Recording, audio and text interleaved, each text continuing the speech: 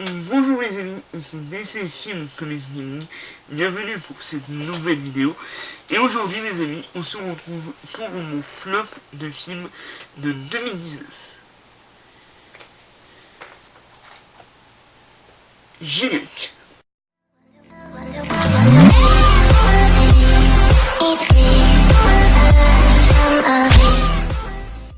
Dixième position, j'ai décidé de mettre Le Roi Lion. Donc réalisé par Jon Favreau. Pourquoi j'ai décidé de mettre Le Roi Lion dans mon flop? Tout simplement parce que, contrairement à Aladdin, je trouve que c'est un film inutile. C'est un portage plan par plan, c'est que du numérique, il y a un plan réel dans tout le film. Alors oui, les chansons sont très beaux, la reprise du cycle de David est magnifique, c'est un fait. Même la reprise d'Oscar, qui est différente de Soyez prête, je la trouve intéressante en soi. Mais, et techniquement, le film est sublime. Mais pour ma part, c'est un film qui sert à rien. Donc un film qui sert à rien ne mérite pas d'être dans mon top.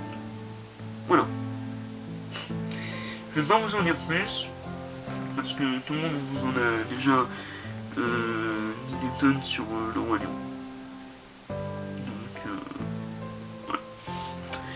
Ensuite, en 9ème position, j'ai décidé de mettre, je sais pas, Alex, le destin d'un roi. Donc c'est un film pour adolescents, classique sur l'histoire de Alex, de l'Excalibur. Il a trouvé l'épée, ça va arrêter la Légion de sorcières, pour sauver l'humanité avec l'armée. À la base, l'enfant il était détesté de tous, et puis finalement, grâce à sa trouvaille, il va se faire des amis qui va l'aider à résoudre la quête. Donc c'est un film sympathique, mais banal. Donc pas intéressant, mais bon, si vous voulez. Après je le déteste pas. Des deux. Parce que pour moi je n'avais pas détesté le film comme la plupart des gens. J'avais bien aimé le premier, le concept m'avait bien plu.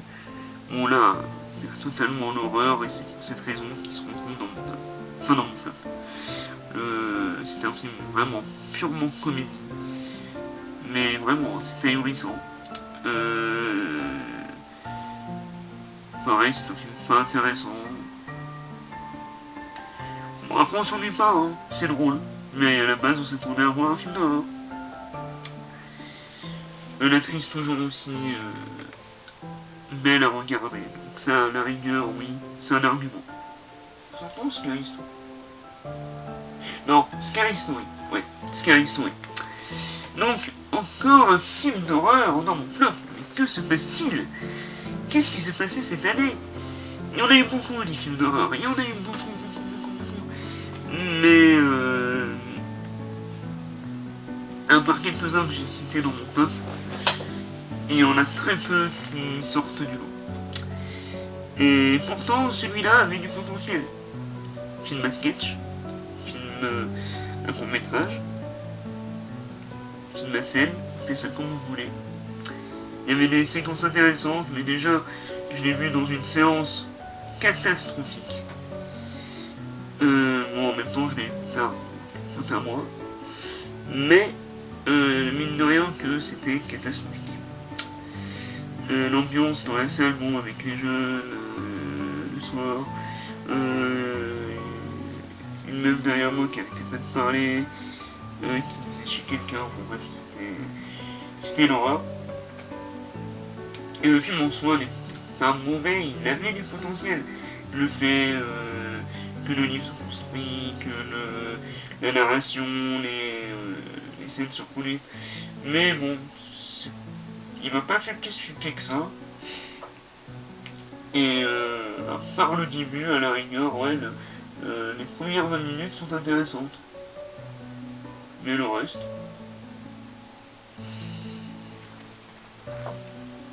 Je sais pas. À vous de me dire dans les commentaires si vous avez trouvé le film intéressant. Pour ma part, non. Non.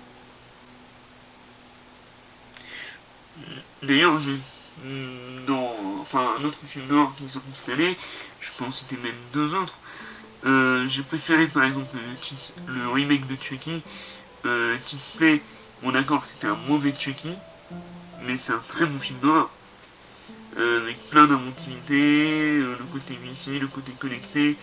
Enfin voilà, non. Ou encore, un autre film d'horreur que j'avais bien aimé cette année, c'était le film de zombies qui est sorti là, dont quelque chose. Pareil, c'était un bon film. Donc voilà.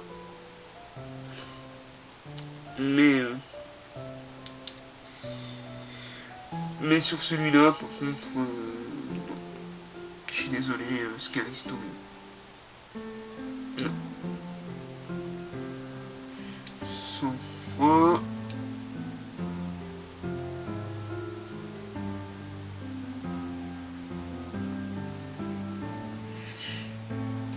Donc c'est un film de Henry Peter Molland avec Liam Neeson, Tom Bateman, Tom Jackson, et voilà.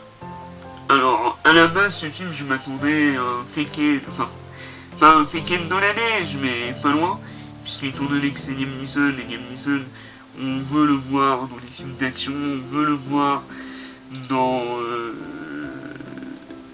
un truc de vengeance ou quoi. Alors oui, il y a un petit peu ce côté-là dans le film, oui.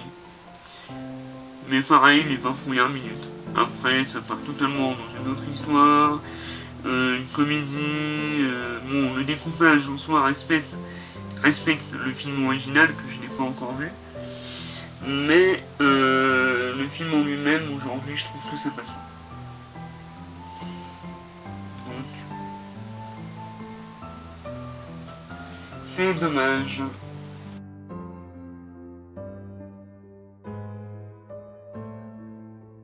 La Dame Blanche. Donc oui, encore un autre film d'horreur, mais décidément. Donc un film d'horreur de la saga Conjuring, cette fois-ci. Pareil, un film inutile. Et pourtant il y avait une bonne séquence de... Enfin, il y avait une bonne séquence, mais comme la nonne, une séquence ne fait pas un film. Et quand on sait la qualité, par exemple, de Conjuring 1, ou encore de Conjuring 2, ou même plus récemment de Annabelle 3, ou de Annabelle 2, quand tu te tapes ces deux films-là, La Nonne et La Dame Blanche, tu te dis qu'on est tombé bien bas. Donc, c'est dommage. C'est dommage. J'espère que Conjuring 3 rattrapera. Donc j'ai décidé de mettre Terminator Dark Fate. Alors pour ma part, ce Terminator, je l'ai trouvé mais nul. Voilà, je l'ai trouvé nul. Je me suis refait juste avant les deux premiers Terminator et après je me suis fait un kiff, j'ai fini la saga avec Salvation, Terminator 3, Salvation et Genesis. Mais pour moi, ce Terminator Dark Fate qui était censé faire oublier Terminator 3 et voir la vraie suite de Terminator 2. Youhou! C'est réussi! Mais non. Non, non, non, non. Ce film aurait jamais dû voir le jour. Déjà, vous butez John Connor au bout de 30 secondes. Déjà. Alors qu'il était super bien fait. La scène aurait pu être vachement intéressante. Et le début est intéressant. Les 30 premières secondes du film sont intéressantes. Quand tu vois Sarah Connor avec la scène de Terminator 2, la scène d'interrogatoire, et le papa. Enfin voilà, ça donnait envie. Mais après, tu rentres dans le film.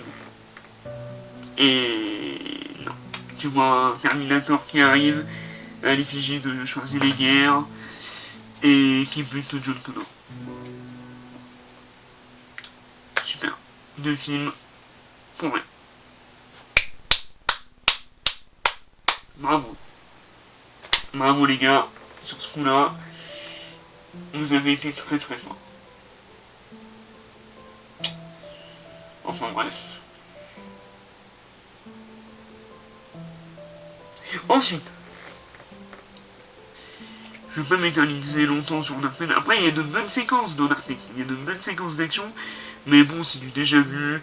La plupart des scènes ressemblent à celles de Terminator 2, mais sans atteindre la qualité de celui-ci. Et honnêtement, c'est un film inutile. Ouais, ouais. Dans ce flop, il y a beaucoup de films inutiles. Et qui n'auraient jamais dû voir le jour. Et pourtant, il y a quelques qualités dans ce film.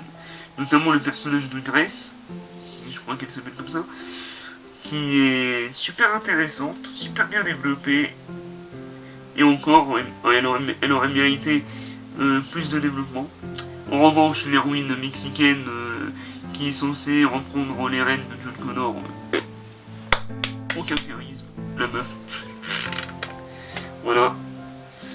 Il voulait faire la même chose qu'avait réussi à faire Halloween avec ce côté féministe, de mettre trois actrices, dont une originelle, pour que le film passe bien aujourd'hui. Ben, c'est passé sur Halloween, ça passe pas sur Terminator. Même si le retour de Linda Hamilton était génial, ça je le reconnais, sa première scène, quand elle arrive sur l'autoroute et qu'elle flingue, c'était ouf. Oui. Mais après, elle est ridicule. Donc, voilà. Et Schwarzenegger en papy qui garde son enfant. Il est où le Terminator? Le vrai Terminator? Sarah Connor? Non. Donc, je suis désolé. Terminator Dark Fate. Et ben, il est dark, il est fate. Et qu'il le reste. Voilà. En tous les cas, au box-office, je suis content qu'il se soit littéralement planté. Et j'espère qu'il n'y aura pas de suite. Et que la saga se termine. Ou qu'il y ait un vrai reboot qui n'a rien à voir avec les anciens films.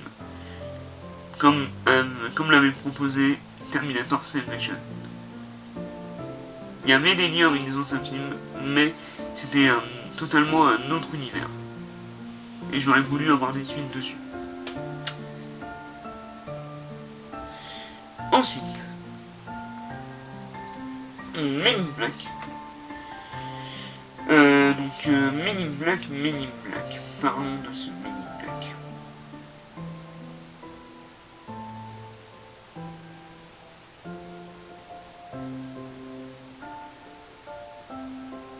Donc Men in Black International, un film réalisé par Gary Gray avec Tessa Thompson et Chris Hemsworth.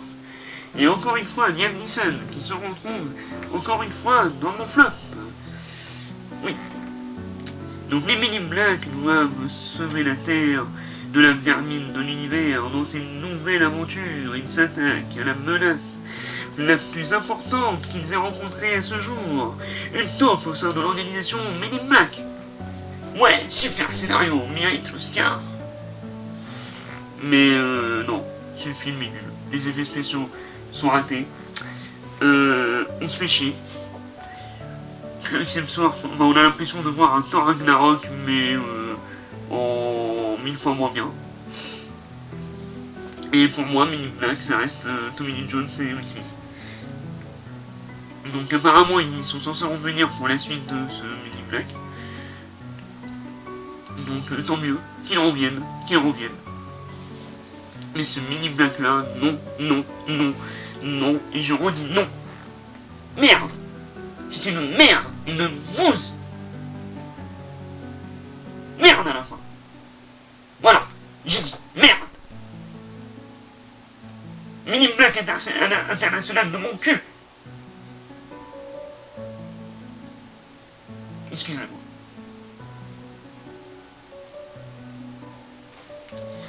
Maintenant, on va passer à mon numéro 2, j'ai décidé de mettre Hellboy au numéro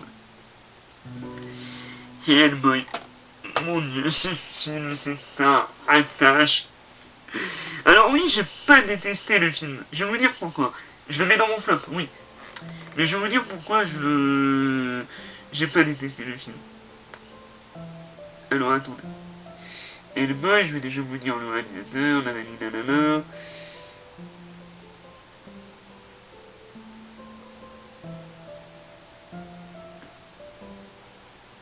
Donc c'est réalisé par Neil Marshall. Et Hellboy est interprété par Darby Darbour et c'est avec également Mila Jovovich et qu'on connaît évidemment sur Resident Evil. Alors Hellboy, que dire de Hellboy? L'histoire de ce Hellboy. Hellboy est de retour et il va devoir affronter au plein cœur de Londres un puissant démon revenu d'entre les morts et assouvir sa vengeance. Voilà. Donc en soi le film aurait pu être très très bon. Seulement les deux films de Del Toro sont passés avant. Et c'était du chef-d'œuvre. Là, à part l'interprétation de l'acteur qui joue dans Stranger Things, qui interprète Hellboy, le reste ne vaut pas. C'est vrai. Mais en même temps, le film est intéressant. Parce que ça te montre ce qu'il ne faut pas faire dans le cinéma. Dans le cinéma de genre, les côtés trash, gore. Oui, c'est bien. Mais il faut que ce soit utile. Après, le film, il est divertissant. Enfin, pour ma part, il est divertissant. Je me suis pas trop fiché. Mais c'est un ratage. C'est un nanar. Mais bon, c'est un... De mon point de vue, c'est un bon petit nanar. Enfin, c'est de la merde. C'est un nanar, oui. Mais c'est pas forcément une déception parce que je m'y attendais. La grosse déception, messieurs. Les amis. C'est le film que j'ai décidé de mettre en première position. Et il s'agit de X-Men Dark Phoenix. Oui! Pour moi, je crois que c'est ma plus grosse déception de l'année. Parce que c'est un film auquel j'avais misé. J'avais beaucoup d'espoir. Parce que je me suis dit, c'est le dernier X-Men de la Fox. Il y a moyen qu'il rattrape le navire. Qu'il conclut la saga magistralement comme ils l'ont toujours fait. Et ben cette fois-là, non. C'est le film de trop. C'est le film inutile. Magneto encore une fois méchant, qui devient gentil, qui devient méchant. Bref, c'est nul. La méchante Jessica Chastain, qu'elle aille se faire foutre. Enfin, elle est inutile. Quand j'entends les producteurs dans les articles qui disent oui, mais c'est parce que Marvel avait fait Captain Marvel avec les Skrulls et du coup on a dû refaire nos méchants pour ce film. Ouais. Mais c'est pas la bonne excuse. Non. Vous auriez pu trouver autre chose. Vous auriez pu développer. Je sais pas. Il y avait matière à faire quelque chose de différent. On ne pourra pas reprendre les Skrulls, mais montrer d'une manière différente. Ou appeler d'une manière différente. Mais non, X-Men Dark Phoenix, il est dark, encore une fois.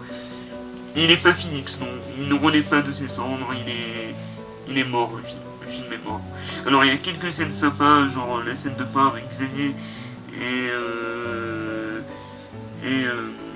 Magneto qui est cool, oui, avec l'échec, oui, c'est cool. Je crois que c'était à Paris, d'ailleurs, de mémoire. Ça change d'environnement. Mais à part ça... oui, il y a aussi évidemment Mystique qui meurt, mais... Quand je parle de ce film, je suis exaspéré, parce que j'adore X-Men, c'est une de mes franchises Marvel préférées du cinéma, et quand je vois ce qu'ils en ont fait, ça me fend le cœur. J'avais kiffé Logan, qui était le dernier film de Jetman. J'avais bien aimé X-Men Apocalypse. J'avais surkiffé Day of Future Past. J'avais surkiffé à nouveau le commencement. Et évidemment les deux premiers X-Men. Mais là, ils ont réussi à faire pire que X-Men l'affrontement. L'affrontement final. Donc voilà. Ben, je suis désolé si ce flop est un petit peu bordélique au niveau de mes avis, au niveau des numéros. Parce que moi-même, je savais pas trop comment les peser. Donc je verrai en fonction du montage. Et je m'excuse aussi s'il est plus court que mon top. Mais en même temps, on a envie de parler des bons films. Et les mauvais films, on a envie de les oublier. Et ce X-Men Dark Phoenix, j'ai envie de l'oublier. Tout comme Terminator, tout comme Sang-Froid, tout comme... Hellboy, non, à la rigueur. Tout comme Men in Black, voilà. On va oublier ces films de merde. Et se concentrer sur les bons films qui nous font aimer le cinéma, encore aujourd'hui. Donc voilà, je vous souhaite à tous une bonne et heureuse fin d'année, et on se retrouve très vite pour des présentations de Steelbook, de Blu-ray, et car oui, je suis en vacances. Enfin, je serai sûrement en vacances quand cette vidéo sera publiée, mais je mettrai les vidéos que j'aurai tournées avant. Donc, vive les films, vive les comics, vive le cinéma. Et joyeux Noël si vous regardez cette vidéo pendant les périodes de Noël, comme mon top. Et je vous souhaite à tous joyeux Noël et bonne fin d'année. Et n'oubliez pas de liker, de partager et de vous abonner. Et si vous voulez qu'en 2020 je vous fasse une critique du cinéma plus travaillé et plus régulier, ben dites-le moi dans l'espace des commentaires. A bientôt.